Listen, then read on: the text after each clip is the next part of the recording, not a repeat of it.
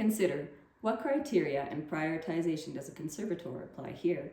A polychromatic sculpture representing St. Peter from around the 18th century and cultural heritage of Peru, found in a storage room with construction materials in the high jungle of Puno, and it was discarded after the chapel it was housed in was razed to the ground for reasons not identified. The sculpture represents an obvious lack of identifying characteristics, 3 thick overpaintings covering an originally gilded vestment, and no permanent location to return it to. Okay, what criteria and prioritization does a conservator apply here? This easel painting, a copy of the Cusco School Visual Language, is property of a private, tiny adobe chapel and part of a pair.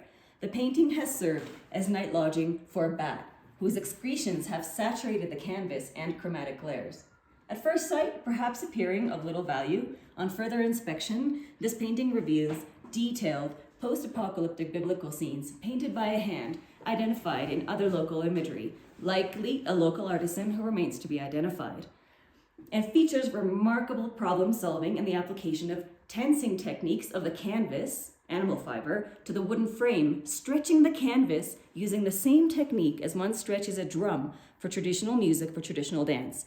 There is no institution tasked with the protection or cost of conservation of this object. Okay, how about here? This object, a miniature artisanal altarpiece of Mary of the Rosary, is an example of hundreds of devotional objects housed in places of worship with uncontrolled conditions, and respected by decoration and placement of numerous meaningful materials and objects, which also may or may not present varied overlapping risks. Alcohol, dried organic material, wet organic material, food that attracts pests, paper decorations with chemical tints, and candles.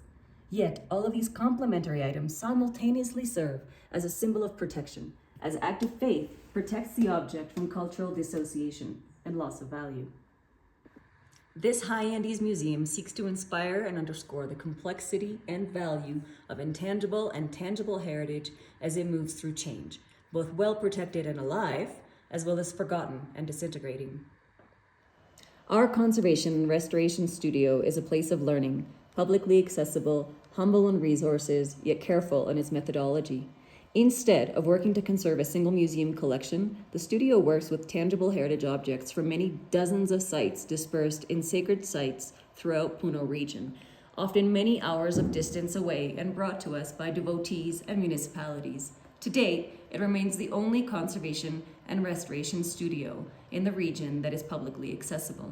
More development, assistance, and partnership in this area is desperately needed to prevent the disintegration of this cultural heritage, whether it be by climate and time or through well-intentioned interventions such as sanding and overpainting with synthetic paints, or through simple forgetting.